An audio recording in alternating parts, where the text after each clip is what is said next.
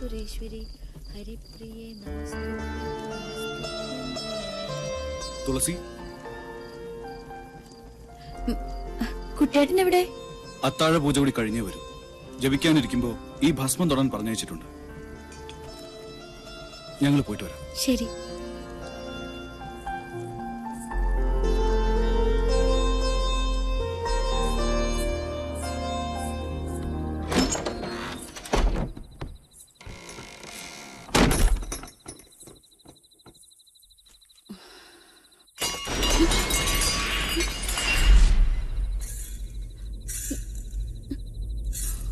ആരാ? ആരാ?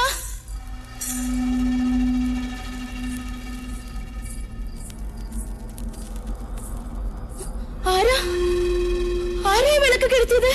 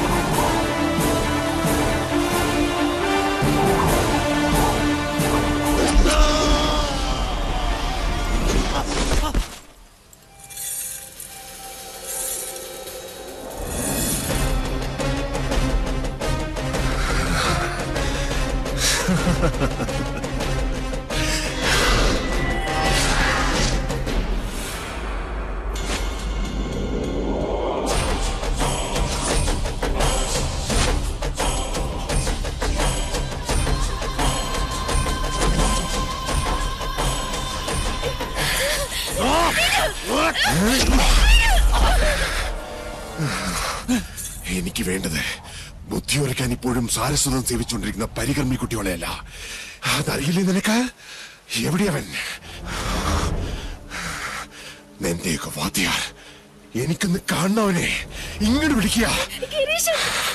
ഗിരീശനല്ല, താത്രി. ഞാൻ ആവാഹിച്ചു വരുത്തിയ മണിയങ്കോട്ടെ താത്രി, സാവിത്രി എന്ന രക്തരാക്ഷസൻ. ഗിരീശ! അയ്യോ, മാധവേട്ടനോ? ഇവിടെ നിൽപ്പുണ്ടായിരുന്നോ? ഞാൻ കണ്ടില്ല. ഞാൻ ഇവരോട് പറയായിരുന്നു മാധവേട്ടൻ എന്റെ ശത്രു അല്ലാന്ന്. അല്ല, അതാണ് സത്യം. മിത്ര എന്റെ പെങ്ങളല്ലേ, അവളുടെ ദൈവമല്ലേ മാധവേട്ടൻ. പട്ടാഴി മാധവൻ എന്റെ അളിയനാന്ന് പറയുന്നതിൽ എനിക്കെന്നും അന്തസ്സാ.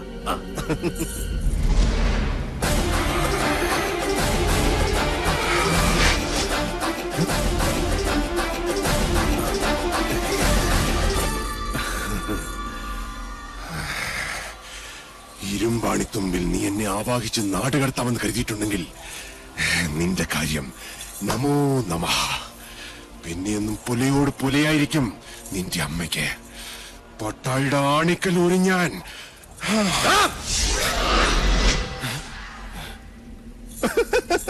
മാധവേട്ടൻ എന്നെ വല്ലാണ്ട് തെറ്റിദ്ധരിച്ചിരിക്കുക. ഞാൻ ഇവിടെ വന്ന് നിങ്ങളെ കണ്ടൊരു സങ്കടം പറയാൻ വന്നതാ. പട്ടാഴിയിലെ പൊന്നുംകുടത്തിന് ഇനി എന്തിനാ ചെമ്പ്രയിൽ ഒരു പൊട്ട്? ഈ വീട് എനിക്ക് വിട്ടുതാ മാധവേട്ട. പട്ടാഴിയിലെ കർണനോടല്ലേ ഞാൻ എന്റെ ആഗ്രഹം പറയുന്നത്. സാധിച്ചു തരണം. കൊതിച്ചുപോയി.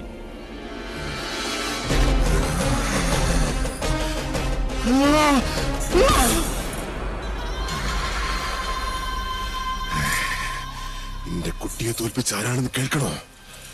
പട്ടാഴി കുഞ്ഞുണ്ണി. എവിടെയും അവൻ എന്റെ ഗിരിയെ വെട്ടി. അവനെ ഞാൻ ഇവിടെ കൊണ്ടുവന്ന് കുളത്തിൽ ചവിട്ടി താഴ്ത്തി കൊന്നു.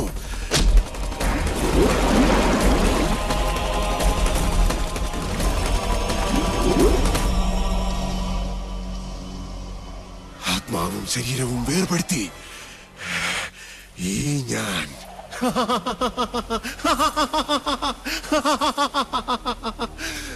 മണിയങ്കോട്ടു സാവിത്രി. അതിന് പകരം ചോദിക്കാമെന്ന് നിനക്ക് ഞാൻ വെളിപ്പെട്ടു. ആദികേശവനെ കൊന്ന് ലക്ഷണം കാണിച്ചു. മനസ്സിലായോ നിനക്കെന്റെ ശക്തി?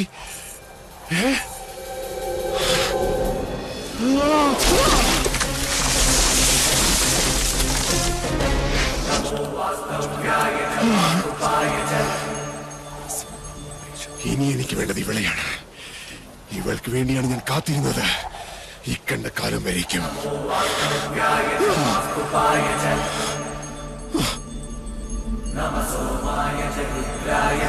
അക്ഷരലക്ഷം മന്ത്രങ്ങൾ ഉരുവിട്ട് മന്ത്രസിദ്ധി കൈവന്ന മാധവേട്ടൻ ആവാഹിച്ചാൽ സാവിത്രിക്ക് വരേണ്ടി വരും. കൊല്ലരുത് പാവത്തിന്. കുട്ടിക്കാലം മുതലേ എന്റെ ജീവനാ സാവിത്രി.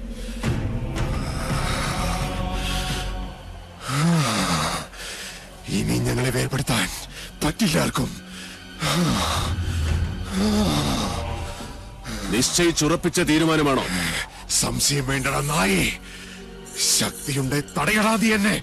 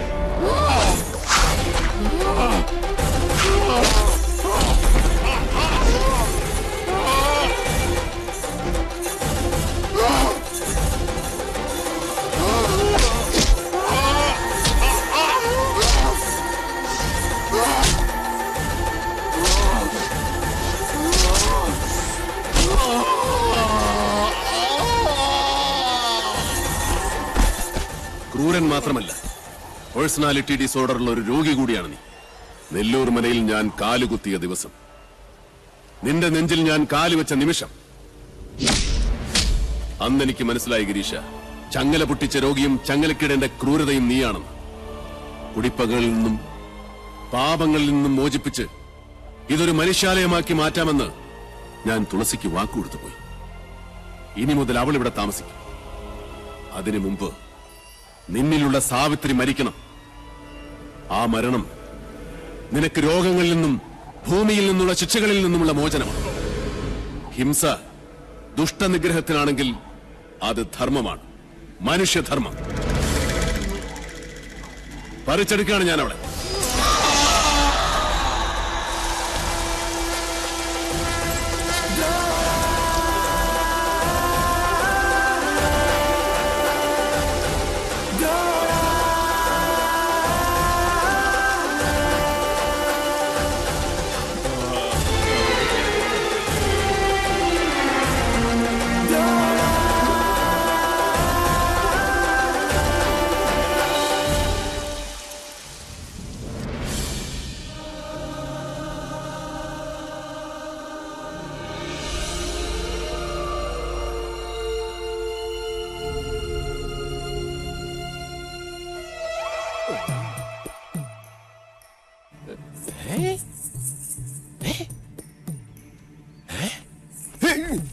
ഇല്ല, ഞാൻ വാങ്ങില്ല. എല്ലാം ഒഴിഞ്ഞു പോയെന്ന് വിചാരിച്ചപ്പോ വീണ്ടും അടുത്ത ടീം എത്തിയ. നിർബന്ധിക്കരുത്. വേണ്ട, എനിക്ക് ഈ വീട് വേണ്ട. ഞാൻ പട്ടാടിക്ക് വരിക. അച്ഛാ, ഇവരോട് പറയും ഇവിടുന്ന് പോരുതെന്ന്. എനിക്ക് വേണ്ട ഈ വീട്. അലോഷ്യം വേണ്ട. ആദ്യം നീ കുട്ടന്റെ താക്കോലങ്ങ് വാങ്ങിക്ക. സ്വത്ത് കണ്ടപ്പോ അച്ഛന്റെ കണ്ണ് മഞ്ഞളിച്ചല്ലേ. ഞാൻ പറഞ്ഞിട്ടില്ല എനിക്കിതൊന്നും വേണ്ടെന്ന്. ഈ ഇല്ലത്തെ പൂച്ചയ്ക്ക് ബോധമുണ്ട്, പക്ഷേ ബുദ്ധിയില്ല. നീയല്ലാതെ പിന്നെ ആരാ ഈ വീടിന്റെ ഉടയോൾ? നിയമാനുസരണം ഇക്കണ്ട സ്വത്തിന്റെയൊക്കെ ഉടയത്തം നിനക്കായിപ്പോ. കോടീശ്വരിയാ നീ. നെല്ലൂർ മന പഴയ ഇരുട്ടുബാധിച്ച അരക്കില്ലമല്ല, മനുഷ്യർക്ക് പാർക്കാൻ വേണ്ടുന്ന ലക്ഷണമൊത്ത പ്രകാശമുള്ള താമസിക്കാൻ കൊള്ളാവുന്ന ഒരു പാർപ്പിടമാക്കി മാറ്റി. അതായിരുന്നു നീയും ഞാനും തമ്മിലുള്ള വാക്ക്. ജന്മം മുഴുവൻ നിന്നോടൊപ്പം സ്നേഹവാത്സല്യത്തോടെ ഇവിടെ ജീവിക്കണമെന്ന് ആഗ്രഹിച്ചവനാണ് എന്റെ ഉണ്ണി. ഉണ്ണിയേട്ടൻ സ്വന്തമാക്കണമെന്ന് ആഗ്രഹിച്ച ഭവനായത്. അപ്പോ നീയും ഉണ്ടാവണം ഇവിടെ. നാളെ നെല്ലൂർ ഹരിനാരായണന്റെ സന്തതി പരമ്പരകൾ ഈ മുറ്റത്ത് കളിച്ചു വളരണം. ഇത് കുട്ടേട്ടന്റെ ആശയല്ല, വാശിയാണ്.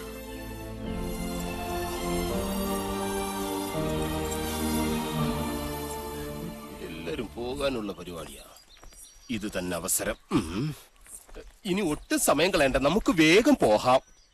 വരട്ടെ. ഇനി ആര് വരാൻ? ശാരണി മാമേ, പൊട്ടിയ ഓട് മാറ്റാനും ഒരു കൊളുത്തുറപ്പിക്കാനും ഒക്കെ ഇവൻ ധാരാളം മതി. അതിലൊക്കെ ഇവൻ കേമന. അതുകൊണ്ട് ശാരണി മാമയ്ക്ക് ഒരു കയ്യാളായിട്ട് ഇവൻ ഇവിടെ നിൽക്കട്ടെ. അയ്യോ എന്ന് പറഞ്ഞ ഞാൻ